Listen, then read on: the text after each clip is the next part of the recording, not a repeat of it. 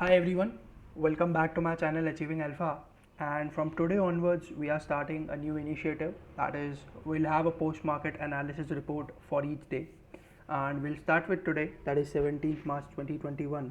And yesterday, I made a YouTube post asking for some suggestions, and most of you said that yeah, it would be good to have a post market analysis report. So, we'll start this. So we'll basically cover these 7 points. Now, if you want me to cover anything else other than these 7 points, do let me know on this post or in the comment section, and I'll be happy to incorporate that as well. Now we'll start with the price action that took place in market today. Before that, we all know that markets fell too much today, in spite of the flat global cues. And a lot of you would argue that India blindly follows Dow and the US futures. But the thing we need to understand is that some of the global economic factors like the rising dollar index, rising bond yields, and the FIIs pulling money out of the Indian stock markets are what are driving the markets, and these will indeed impact the markets accordingly. And that's what we saw today, and we have been seeing for the past week.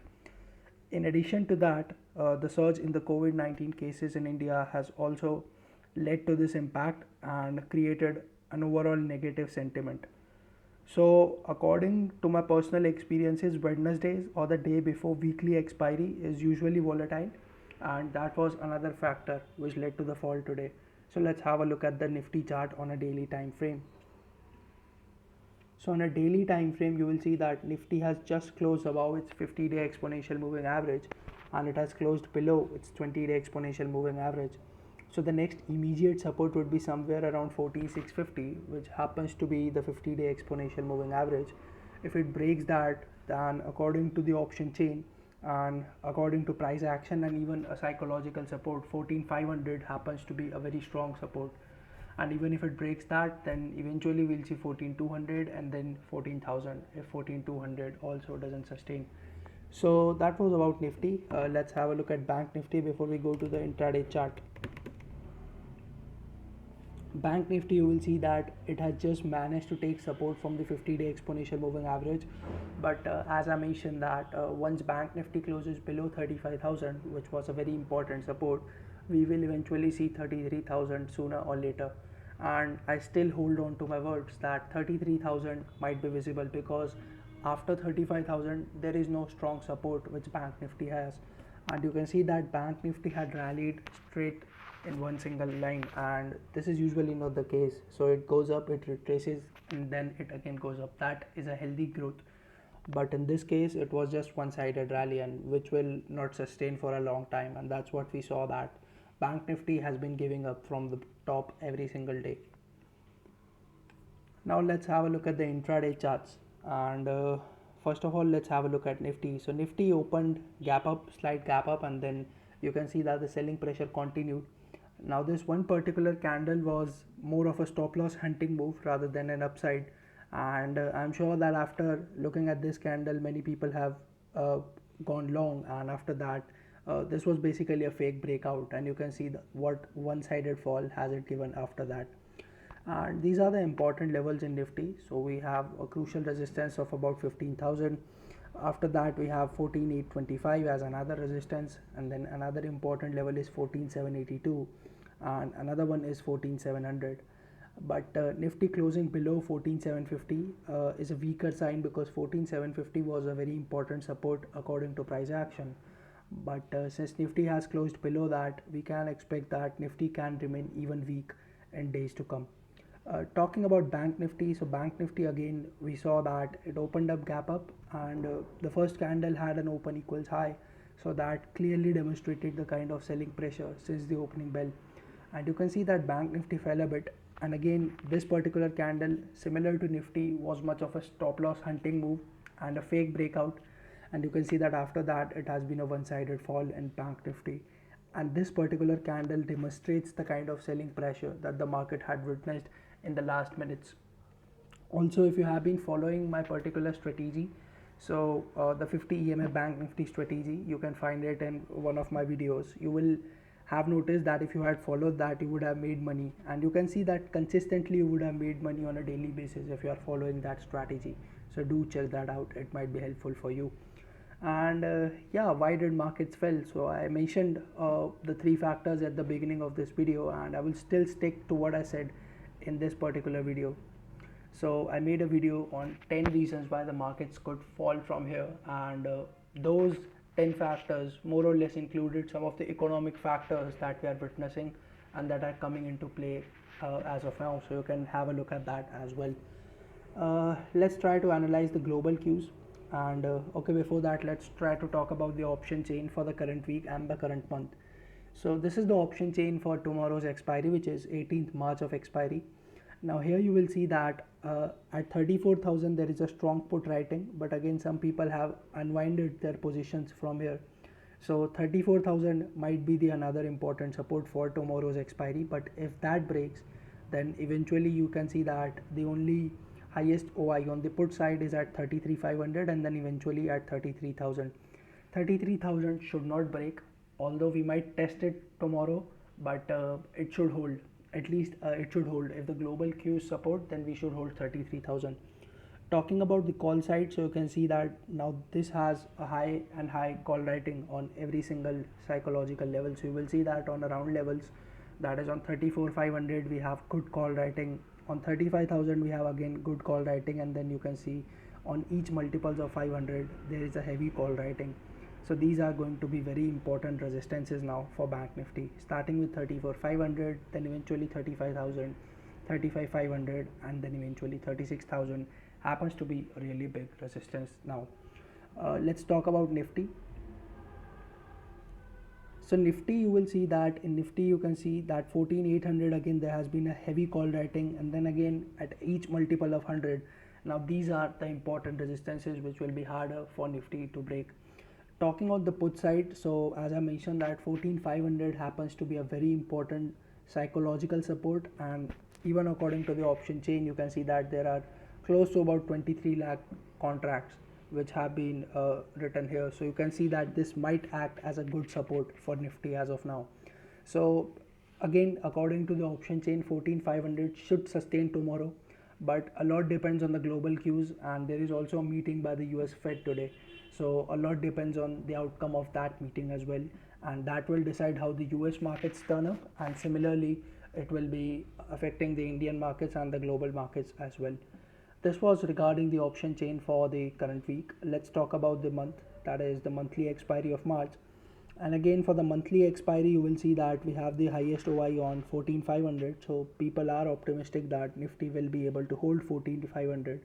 And if at all that breaks, then the most important support becomes 14,000, because you can see that the second highest open interest is on 14,000. Talking about the call side, so you can see that 15,000 has the highest open interest, and after 15,000 you can see that 15,500 is the point which has the highest OI. So, and again, one important aspect to note here is that there are still put writers at 15,000. So some people are still bullish that Nifty will close above 15,000 at the monthly expiry. Again, that is something that we have to see, and we'll have a look at that as and when time passes. Let's go to the next point. So the institutional data interpretation unfortunately will not be available today because I'm creating this video too soon. Tomorrow onwards I plan on bringing this video after 8 p.m. So by that time the institutional figures are out and then we can analyze them. So sorry they won't be available today, but from tomorrow onwards we can expect them in this particular video. Let's talk about the global cues now. So if I show you the global cues, Dow futures has been trading almost flat since morning, and one interesting aspect was that today the global futures or the global cues were very much flat to mildly negative, but not drastically negative. But in spite of that, the Indian markets fell. If you're looking for reasons why, then mostly those are the reasons which I had already mentioned in my video. So please go and have a look and you shall find that. One interesting aspect is the US 10-year bond yield. Now if you have a close look, so this is trading at its 52-week high, and if the bond yields are surging so skyrocketingly high, you can expect that the markets will correct, and sooner or later we'll also see the effect of this particular 10-year bond yield on the US indices like Dow, S&P and Nasdaq as well. So you can see that again the European markets, FTSE has been trading a bit negative, and other than that it's mostly mild negative to flat.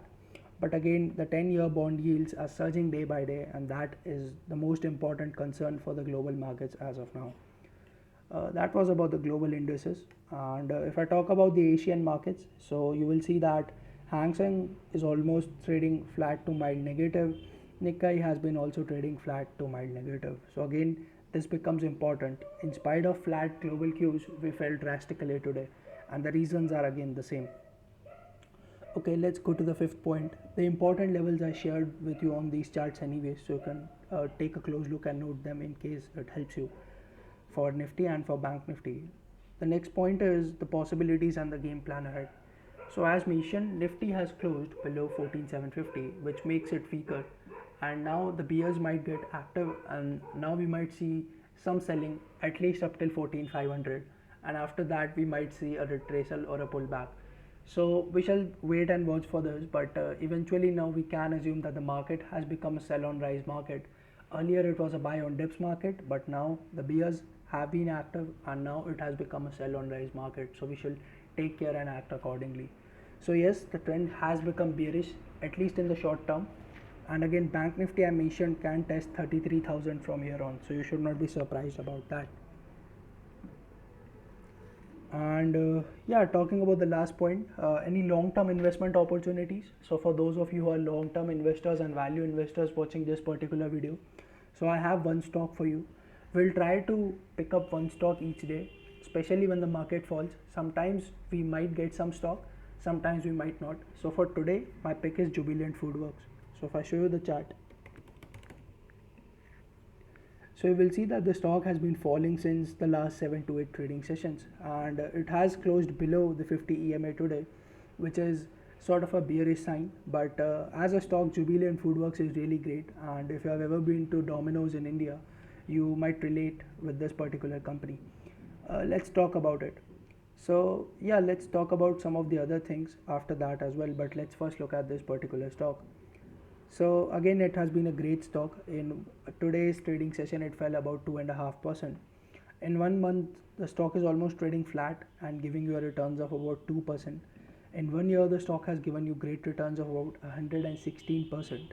And in 5 years, the stock has given you multi-bagger returns of close to about 400%, which is really great. The stock is again really good. It has a great return on equity and a return on capital employed. And if you look at other factors too, the stock has a lot of growth in times to come. So you can definitely consider long-term investment in this particular stock. And this is available at a very good discount. So if you look at the top was roughly around 3,200, and it is almost available at a 10% discount from the 52-week high, which is really great. So you can consider long-term investment in this particular stock. And again, we'll try to look at what sort of delivery has there been in this stock. So you can see that the stock has been falling and long-term investors are making good use of this particular fall. So today the stock has seen a delivery of close to about 45%, which is really great. Again, before wrapping up this video, let's try to look at some other factors. So we'll try to see what sort of advanced decline ratio was there in the markets. So out of overall 2000 stocks listed on NSE, 377 stocks were advancing and over 1500 stocks were declining. That clearly demonstrates the kind of selling pressure that was seen in the markets today. If we talk about the top gainers of Nifty, so we'll see that only ITC and Infosys were gaining, and that too mild gains. If we talk about the top losers, so these are the top losers and these have seen some heavy profit booking. So all of these have fell over a 4%, which is a good fall. Talking about the index movers, so as mentioned, the fall in the index was mostly dragged by Reliance and HDFC Bank, which are the heavyweights in the Nifty 50 index. Other than that, we can see that these are the respective contributions to the fall by these respective stocks. And again, Tata Motors fell very well today, so it is another long-term investment opportunity for those of you who are interested to buy that particular stock. So I hope you like this particular video of the post-market analysis. We'll try to bring this soon, and we'll try to bring it on a daily basis. Unfortunately, today we are making it early, so we are missing out on the institutional data, but we'll try to cater that from tomorrow onwards. So I hope you like this particular video. If you did, please consider pressing the like button and subscribe to this channel if you are coming here for the first time. Thank you so much for watching till the end and have a great day ahead. Bye bye.